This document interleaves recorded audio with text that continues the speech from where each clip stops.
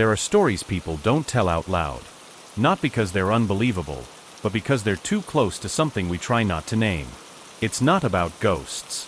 It's not about demons. It's about moments that feel misplaced. Wrong somehow. A look in someone's eyes that lingers too long. A door that's open when you know you closed it. A feeling in your chest that something's watching, but nothing's there. You don't need to believe in the supernatural to understand this. You just need to remember a time when you didn't feel safe and you didn't know why. That's the space this story comes from. She didn't want to tell it at first. Not because she couldn't, but because some part of her still hoped it hadn't happened. That she had imagined it. That the memory was just a nightmare stretched over real events. But it kept coming back. In her sleep. In her reflection. In the static of the television when the channel was wrong. Her name doesn't matter. She didn't want it used. She just said, "Tell it exactly the way I remember it. Don't fix anything. Don't explain it. Just let them hear it." So I did. And now so will you. She said it started the year she turned 8. Her mother died in the spring. Unexpected, quiet. A cough that never healed. And then her father packed up their things and moved them away from the city. To a house he inherited from someone she'd never met.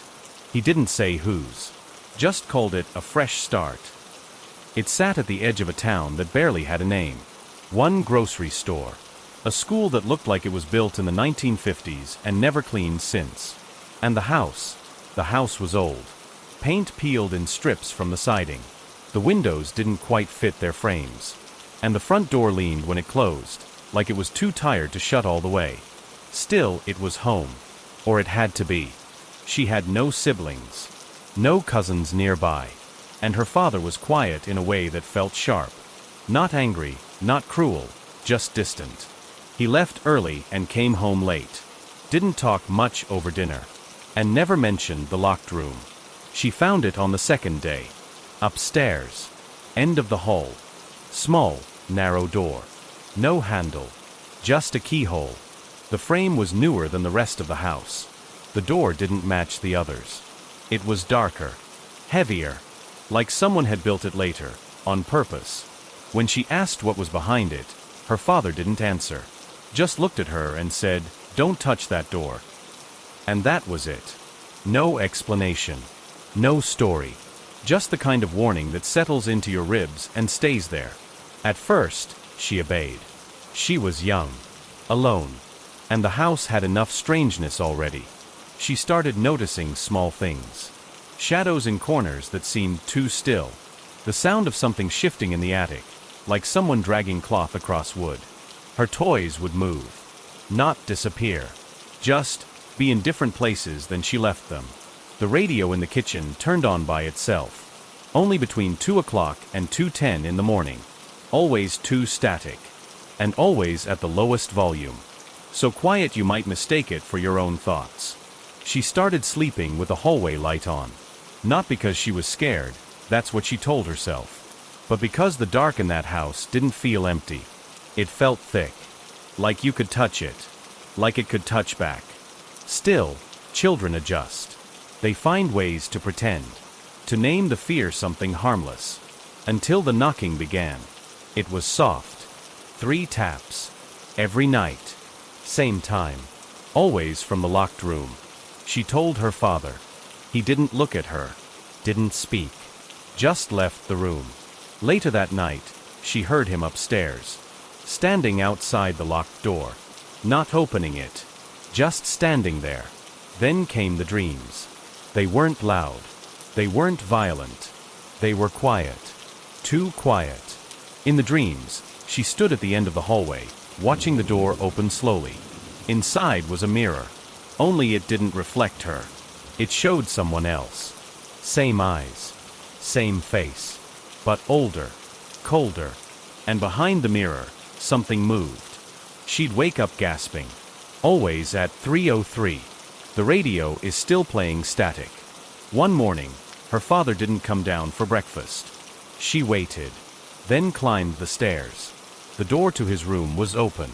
The bed untouched. His clothes are still in the drawer. The house was quiet. Except the locked door. It was open. She doesn't remember going inside. Only stepping forward. Only a sharp, cold pressure against her spine. Only waking up in the backyard. Alone. Mud on her feet. The rain is just beginning. Her father was never found. No signs of struggle. No police report that explained anything. No record of who owned the house before. Just a silence that spread and followed her for the next 2 decades.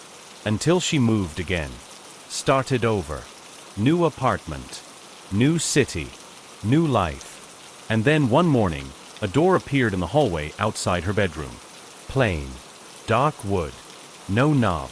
Just a keyhole. And she remembered everything. The dreams came back. The radio static. The mirror. The face that wasn't quite hers. And a voice, not spoken aloud, but present, like breath on the back of her neck. It said one thing. Welcome home. And this time, the door was never closed again. She didn't remember falling asleep that night. She only remembered waking up.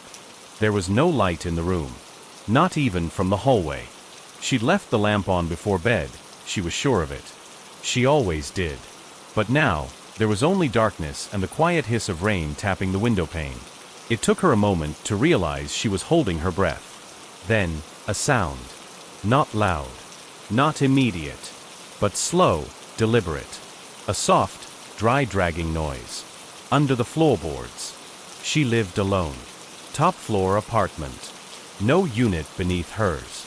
Just the laundry room on the ground level. She sat up quietly, the way you do when you're trying not to wake something up, except she didn't know what that something was. The dragging continued for nearly a minute. Then stopped. And just as she was about to convince herself it was pipes, or maybe the rain playing tricks, she heard it again. But closer. This time directly beneath her bed. She didn't move. Couldn't. The sound wasn't angry. It wasn't fast. It was certain. As if it had waited. As if it had always been there. She slowly turned to reach for her phone on the nightstand. No signal. Not even Wi-Fi. Just a blinking red she hadn't seen before. She didn't remember it ever blinking before. And then something happened that she couldn't explain. The sound stopped, and the entire mattress shifted downward for a split second. Not from her. From beneath. Like something underneath the bed had pushed up and breathed. She jumped out of bed, phone in hand, and backed into the corner of the room. No words. Just breathing, her own, fast and shallow. She turned on the flashlight. The beam flickered, then held steady. She bent down and looked under the bed. There was nothing. No dust. No boxes. No space. Just a clean, solid floor. Exactly where the sound had come from. She wanted to leave the room. But her eyes drifted toward the hallway door. It was cracked open. Just enough for her to see it. The other door. The one that hadn't been there the day before. Still knobless. Still sealed. Still impossibly, horribly out of place. And now, she noticed something else. The floor in front of it was wet. As if rain had pooled there. But the window was shut. The ceiling was dry.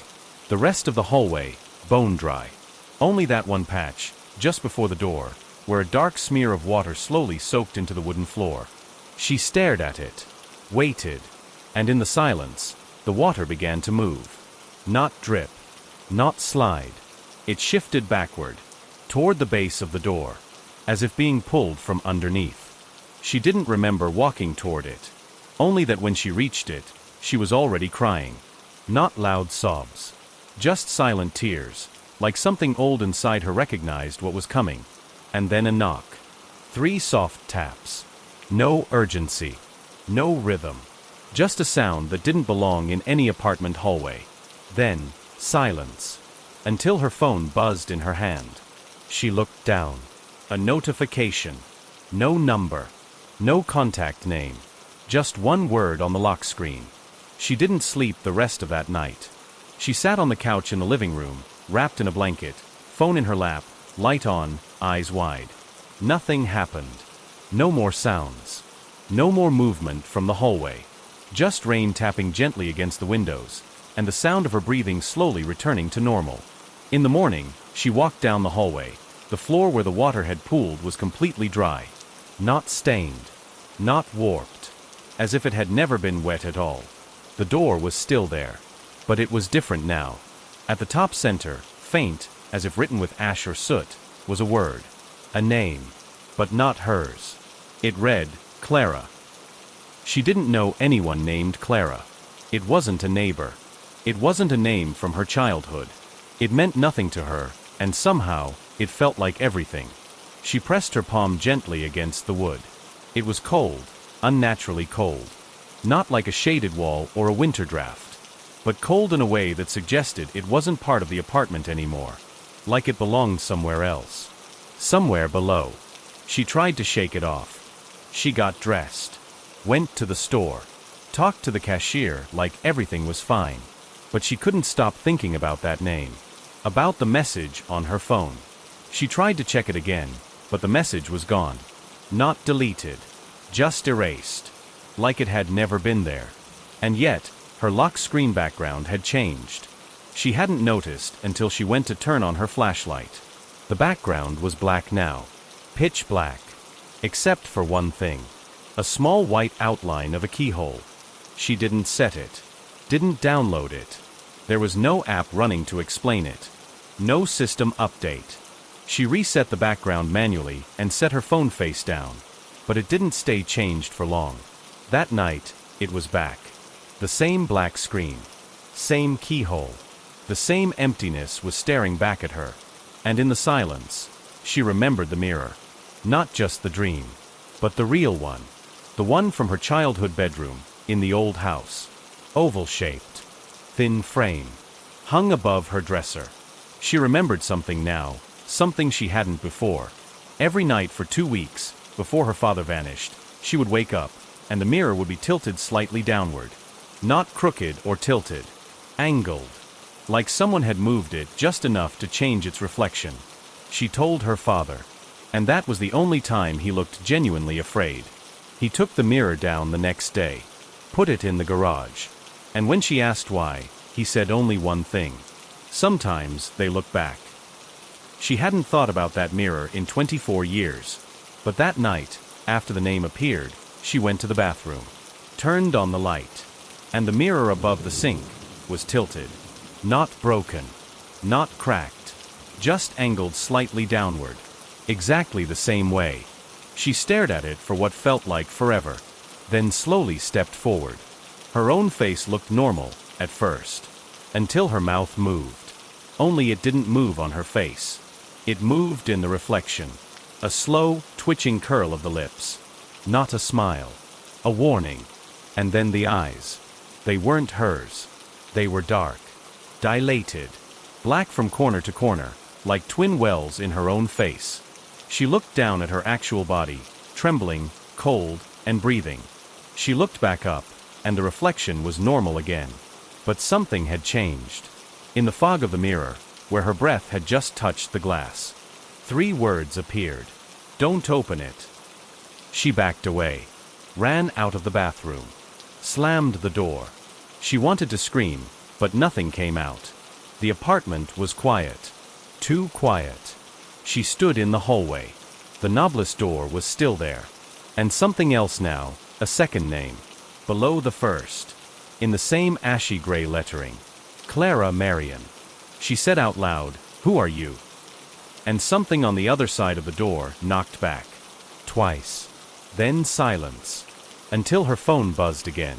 This time it didn't say remember. It simply said, "One more, and it opens."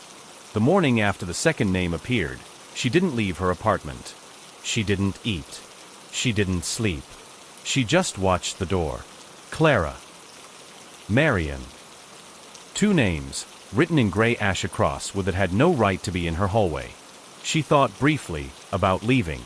Packing a bag. Finding a hotel. Calling someone, anyone. But the truth is, she didn't know what she'd say. She didn't know what she was running from. And deep down, she had a sinking suspicion that it would follow her. Because it had before. She spent that day searching online. Looking for anything she could find. She didn't even know what she was looking for. The building? The names? The word door? She typed in everything. Clara disappeared from the apartment.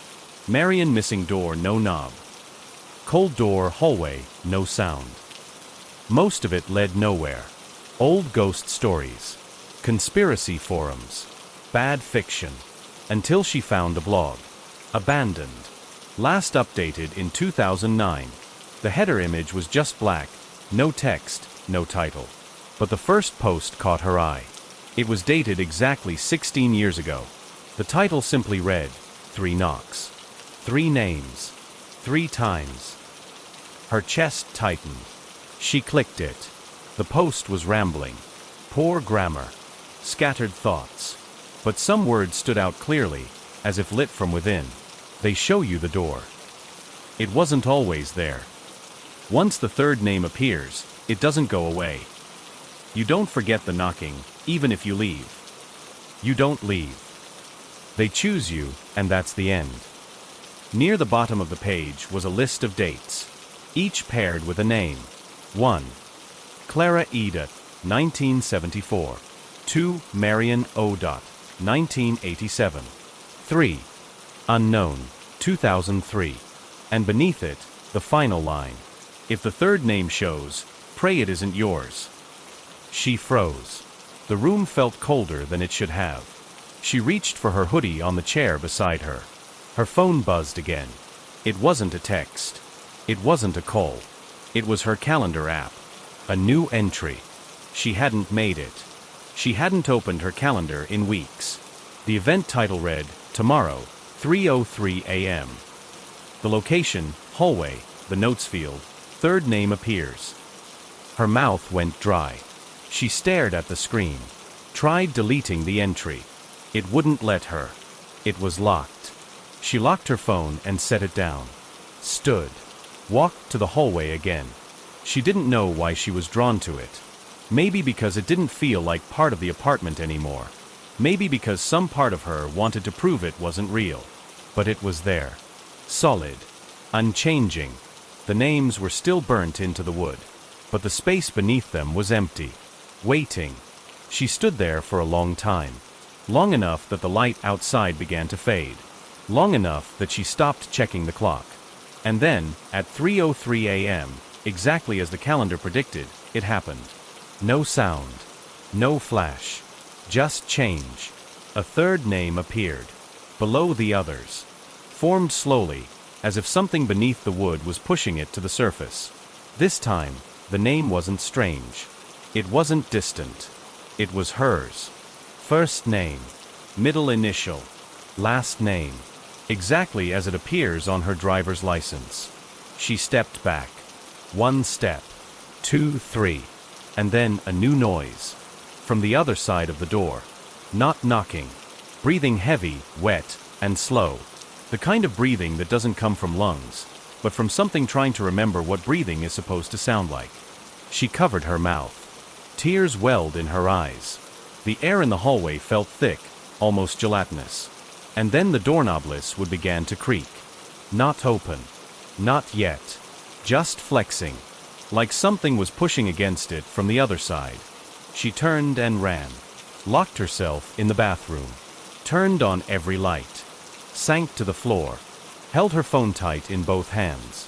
Another message came through. No number. No ID. It read, "You've been seen." She didn't sleep after the third name appeared. She couldn't. The name on the door was hers. Not just close. Not just similar. It was exact.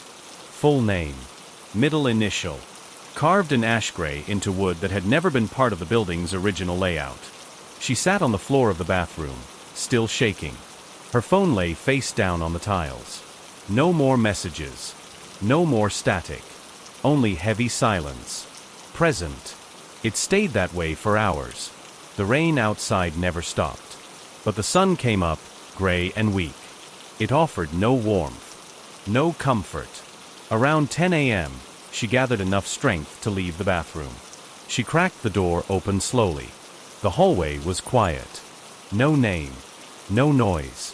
No sign that anything had happened. Except the door was still there. And her name was still on it. That was the part that broke her. Not the dreamlike horror. Not the fear. But the permanence. It wasn't fading. It wasn't retreating. This thing wanted her to see it. To know. So she did something she hadn't done in years. She went to the public records office. She wanted answers. Not ghost stories. Not dreams. She wanted to know who Clara and Marion were. If they were real. If the building had any connection to them. If this was something rooted in the physical world. Something she could trace. The city archive was almost empty. The man behind the desk looked like he hadn't spoken to anyone in a week. He barely looked up as she explained what she was looking for. Tenant records, she said. For my building. I just moved in. I think something happened there. He handed her a clipboard without asking questions. She filled it out. He typed slowly, frowned, then stood and left for several minutes. When he came back, he had 3 folders. No digital records. No scanned documents. Just old leases. Typed. Stamped. He handed them to her without a word. She took them to the table near the back. The fluorescent light above her flickered once, then settled. The first file was dated 1974. A tenant named Clara Emerson.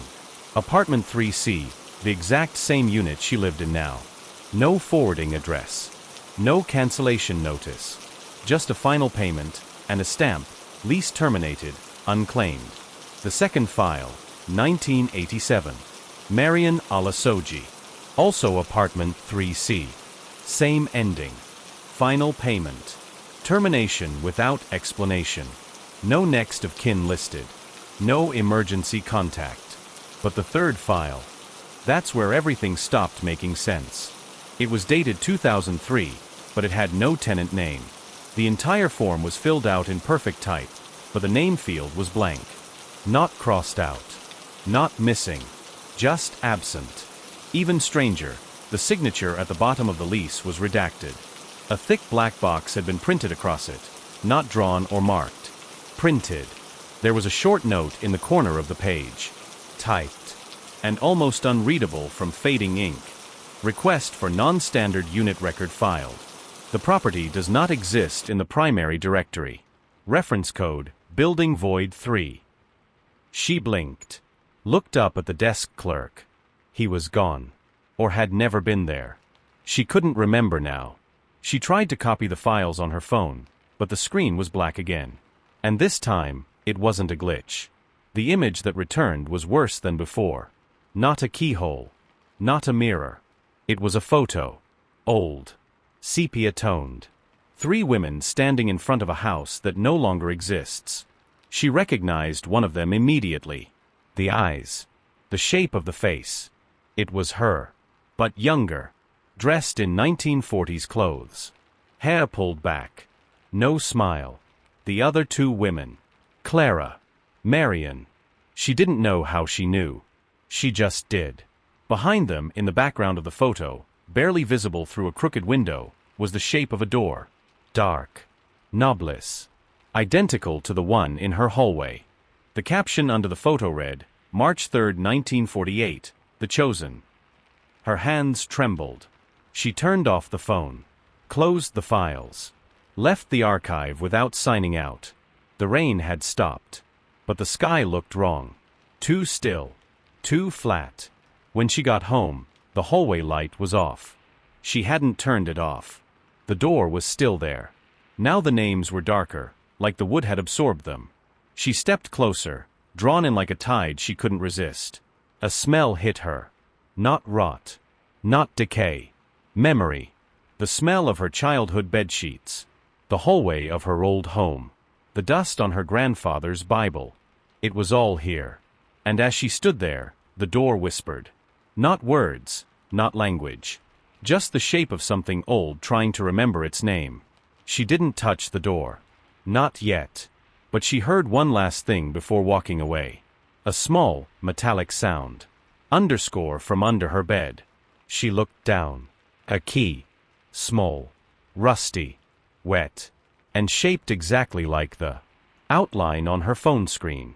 Story 5. She didn't pick up the key at first. She just stared at it.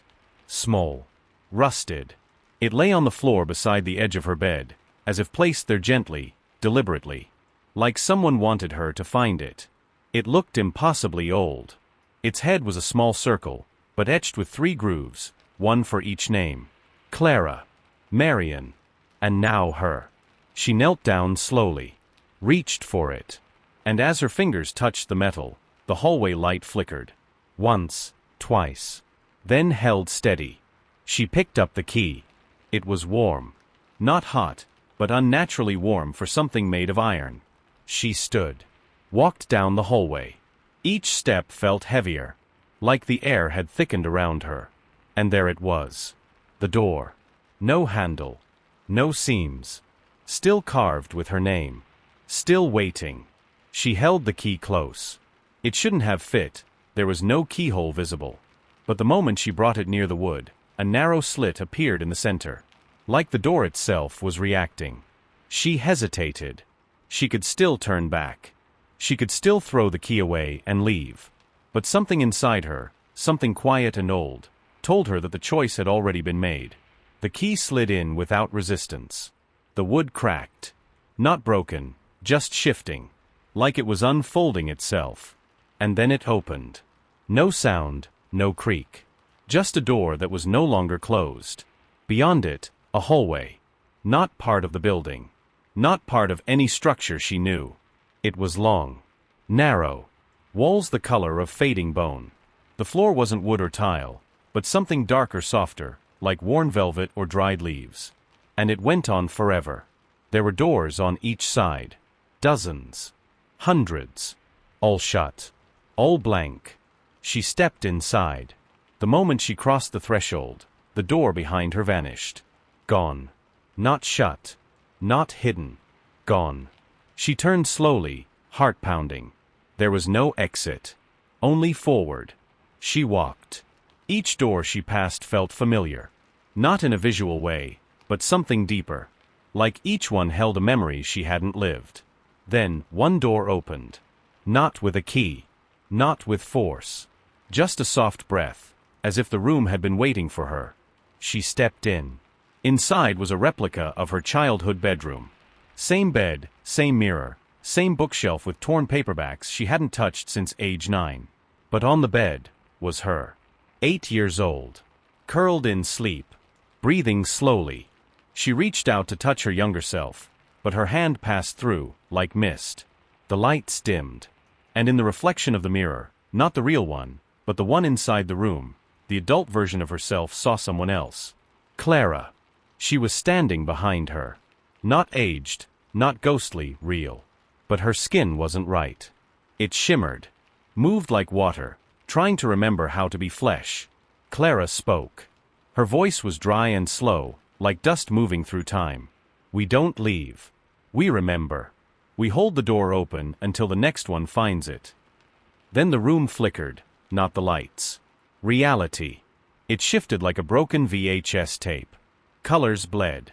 Time buckled. Now Clara was gone. And Marion stood where she'd been. Her mouth was sewn shut. But her eyes begged for release. The younger version of herself sat up in bed, opened her mouth, and screamed. Everything went black. When she opened her eyes, she was back in the hallway. Same endless corridor. But now, 3 doors ahead of her were open. Underscore. Each one glowed softly, as if lit by memory. She walked past the first. It showed a woman in the 1980s writing letters no one ever received. The second, a woman in the 70s, clutching her rosary in the bathtub, mouthing prayers in a language long dead. The third was blank. A room still forming.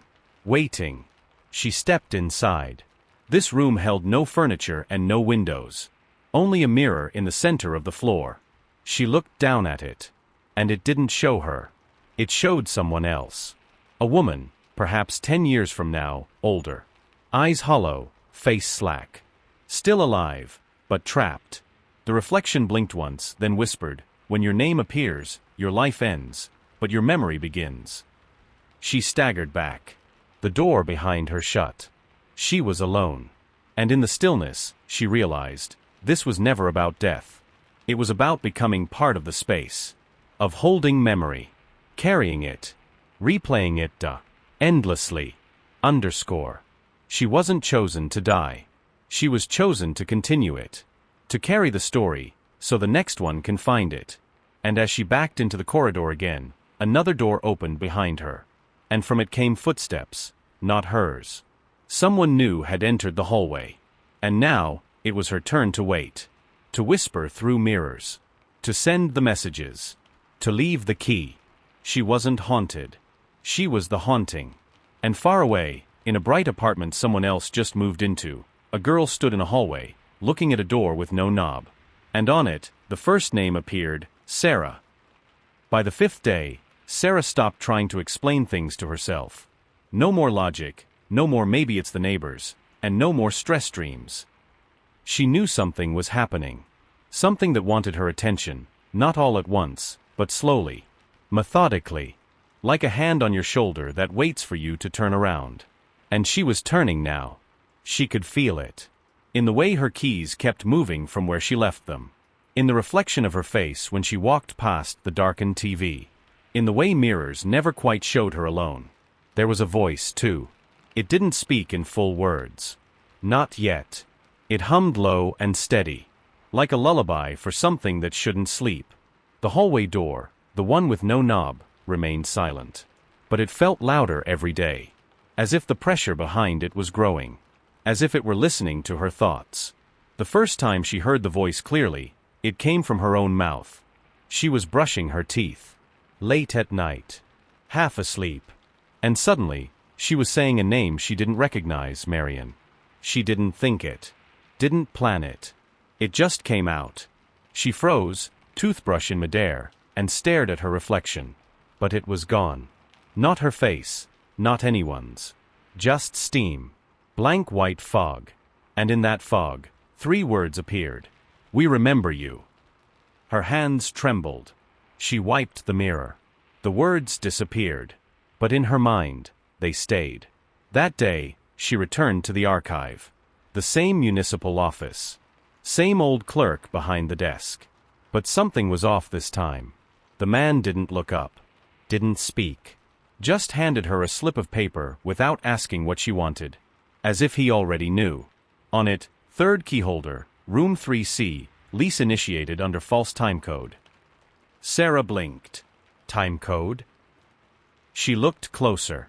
Beneath the writing was a second layer. Barely visible. Like ink printed under the paper itself. She tilted it in the light, and there it was. A symbol. 3 concentric circles. A keyhole at the center. And 3 names written around the edge. Clara, Marion. 1 blank. She copied it by hand. But when she looked back down, the paper was gone. Just gone. The desk was empty again. So was the room. She was almost alone. As she turned to leave, a whisper brushed past her left ear. So soft it might have been breath. She hears you now. That night, Sarah dreamed again. Not of water this time. Not of the hallway. Of a woman. Standing at the foot of her bed. Hair down. Eyes calm. Not angry. Not sad. Just resigned. Sarah recognized her instantly. Not from life. Not from pictures. But from something deeper. The woman from the mirror. The one who came before. The woman who now waited behind the door. She opened her mouth to speak, but the dream shifted. Now Sarah was in a library. No windows, no time, just books. And all of them were labeled with names. She pulled one. Opened it, but it was blank. But a drop of water fell onto the page. Then another. And then slowly, in her own handwriting, a sentence formed. You do not choose the door. The door chooses you. She woke up with tears in her eyes. She got out of bed. Didn't turn on the lights. She walked straight to the hallway. To the door. Her name had begun to appear. Faint. Ash-colored. 1 letter at a time. And beside it, scratched faintly into the floorboards, was something she had never seen before. Footprints. Bare. Small. Walking away from the door. And then turning back. Sarah followed them. They ended at the mirror in the hallway. And as she looked in, her reflection looked back. This time, it smiled. Not cruel, not kind, just knowing. And behind her, she saw the woman again. The first one. The one who had warned her. Now she was speaking. Clearly. Softly. You'll carry it, too. And when you're ready, you'll leave the key. Sarah stepped back. The mirror began to crack. Not from pressure. Not from heat. From age. Because time moves differently here. Because this story doesn't end. It just resets. And as the hallway light flickered again, and the rain returned outside, Sarah finally understood. This isn't a haunting. It's a relay. A memory house. A place where forgotten stories are stored in people. And when one carrier wears out, another is chosen. She hadn't been followed here. She had always been coming. And now, the door was nearly ready. And soon, someone else would move in. Another name. Another knock. Another dream. The house always remembers. And the door never forgets. Sarah didn't know if it had been days or weeks. Time had become untrustworthy. Sometimes the sun rose twice in one day. Sometimes, she woke in darkness, with no memory of sleeping. But one thing was clear, she knew now what she was meant to do. What Clara had done. What Marion had done. What the nameless ones before them had done. You watch. You whisper. You wait. Until the next one sees the door. And then you guide them, just enough. You don't protect them. You don't stop the process. You honor it. But Sarah didn't want to honor it. She wanted to break it. For days, if days were even real, she stayed in the mirrored room. Watched her reflection blink out of sync. Watched it mouth words she wasn't thinking. The other woman, her predecessor, appeared less and less. As if her time was ending. As if Sarah's was beginning. Sarah waited until the moment her name was fully etched into the hallway door. Then she acted. She went to the mirror. The large one in the corridor, across from the door with no knob. She pressed her hand against the glass. It was warm, alive, and soft like skin. If I can reach out, she whispered, maybe I can change something. That night, she had a new dream. One that didn't follow the pattern. She was back in the library of names. But this time, the books were open. Pages fluttering. Names rewriting themselves. In the center of the room stood a child. No face. No voice. Just a sense of being unfinished.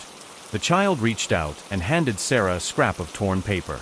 On it, 3 words. She hears you. Sarah woke up screaming. The walls of her apartment were bleeding ink. Not blood, not paint, ink. Symbols. Names.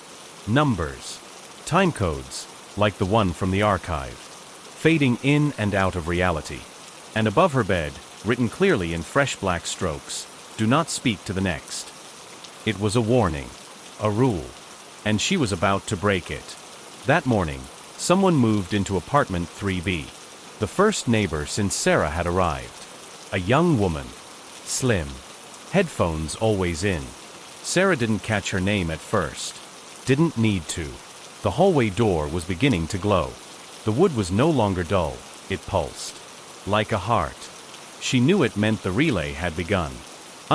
She watched the girl from her peephole. Followed the reflection of her footsteps in windows. Waited for the moment. And then she did the unthinkable. She spoke to her. In the stairwell. Just 3 words. Don't open it. The girl blinked, confused. Paused her music. Open what? Sarah didn't answer. She just turned and walked away. That night, the hallway door screamed, not figuratively, not creaked. Screamed. A sound like metal tearing. Like lungs being forced into sound for the first time in centuries. It echoed through the entire building. But no neighbors knocked. No one came out. Except Sarah. She stood before the door. Her name is now gone. Burnt out of the wood like ash falling into the wind.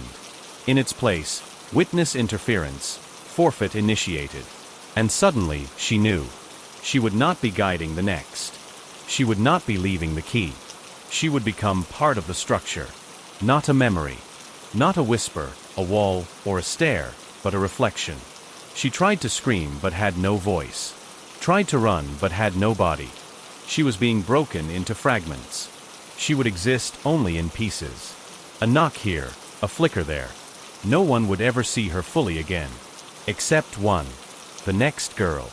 The one who would find the mirror and hear a voice in the fog say, "I tried to save you." But it would be too late. The door is never kind. Only patient. And it always remembers who disobeys. Her name was Joy.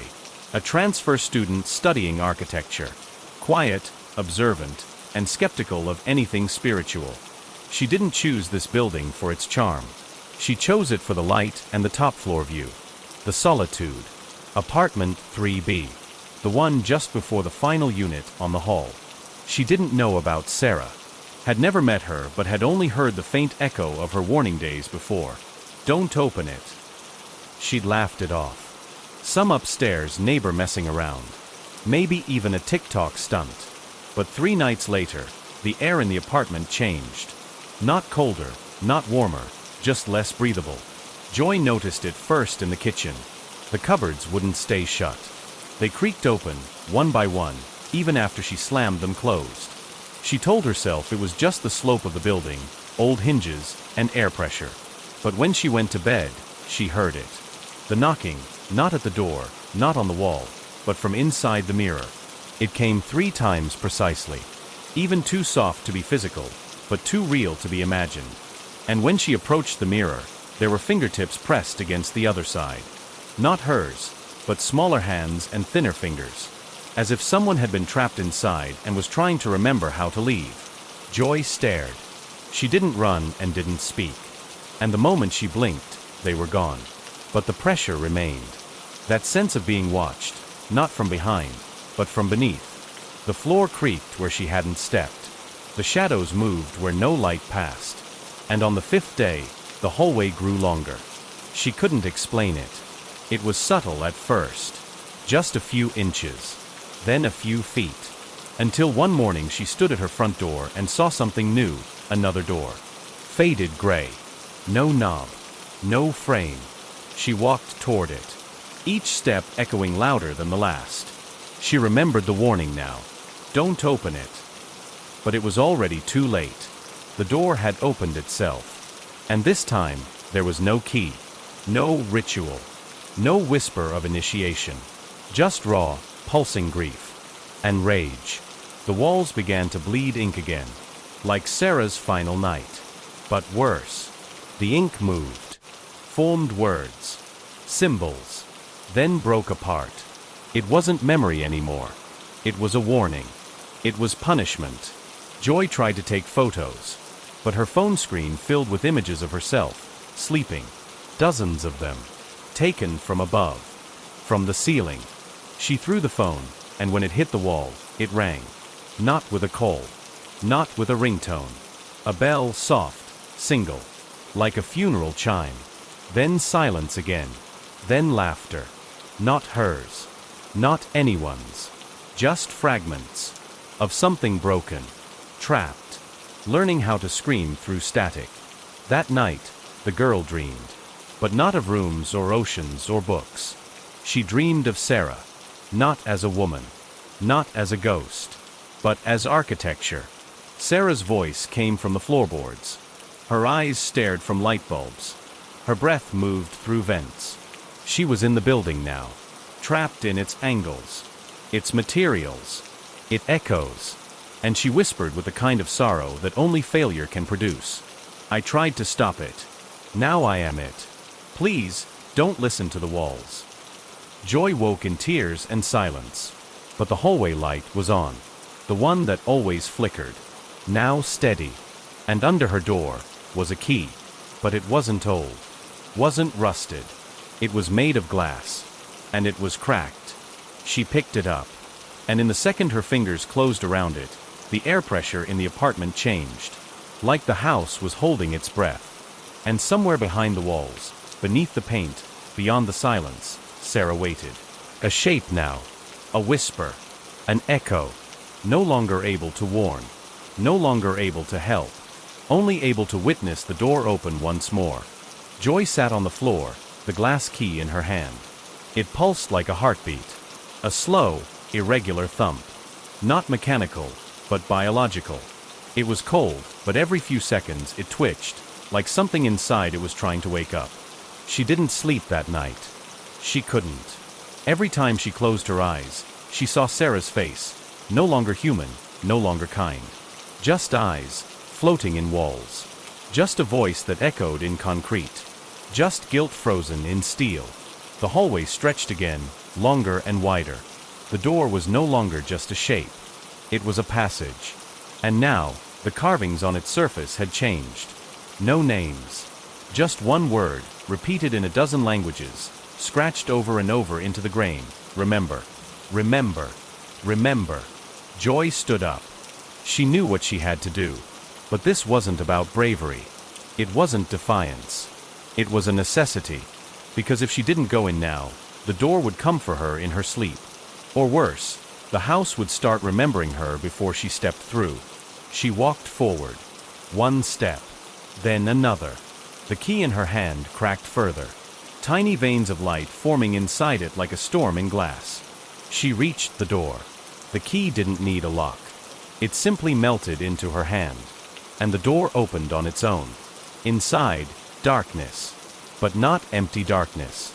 A chamber, carved in black stone, lined with mirrors, each one as tall as a person, each one showing a different version of her. Some were older. Some are broken. Some were screaming silently behind the glass. And in the center of the room, the chair, a tall iron structure, half throne, half machine, wrapped in wires that disappeared into the floor. Sarah had never seen this. Neither had Clara nor Marion. They had submitted. But Joy had interfered. And now, the system was showing itself. The mirrors began to whisper. Not English. Not words. Just sound. Memory. Emotion. Children crying. Teeth chattering. Metal doors slamming shut. A clock ticking out of rhythm. And above the chair, suspended like a puppet, hung a figure. Faceless. Shaking. Covered in keys. Each key bore a name. Some real. Some lost. Joy walked toward it. Her feet moved on their own. Her mind was somewhere between dream and ritual. The figure spoke, but not through its mouth. Its voice came through every surface at once. You are the 10th. You are the first. You broke the silence. You must choose. Joy knelt, not in surrender, but in comprehension. Because now she understood, this house was not a prison. It was a memory vault. A place built by grief itself, designed to preserve stories too painful for the world to hold. Each key was a person, a carrier, a guardian. They had not been cursed. They had been trusted, with stories of loss, of forgotten children, of erased histories, of people who lived and died without a single photograph to prove they existed. Joy looked into the nearest mirror. It showed a woman in 1921, weeping as her child vanished in the snow. The next, a boy in 1968, locked in an asylum, scratching poems into the wall. The next, a grandmother in 1983, whispering a language no one else remembered. This house had stored every story no one wanted. And the door wasn't hunting people. It was offering them a choice. Be a witness. Hold the memory. Or walk away. And let it be lost forever. That was what Sarah never understood. What Marion never dared to ask. What Clara never survived long enough to learn. But Joy did. And now, as the chair opened before her, as the figure dissolved into dust, as the mirrors turned black, she made her choice. She sat. The wires curled around her wrists. The stone beneath her feet began to hum. And the door behind her closed. But not to trap her. To protect her. Because now, the house had its final guardian. One who understood not just the weight of the memory, but the beauty of preserving it. Joy didn't scream. Didn't cry. Didn't vanish. She remembered. All of them. All the forgotten. All the fractured. The rain began again outside. And in the real world, a new tenant moved into apartment 3C. She will never see the hallway stretch. She will never find a key. Because the door is closed now. For the first time in a century, the house is at peace. And in the quiet, If you press your ear to the wall, you'll hear a voice. Calm. Gentle. A woman's voice. And she says, "You don't need to be afraid anymore. I'm holding the story now. And I won't let it be forgotten."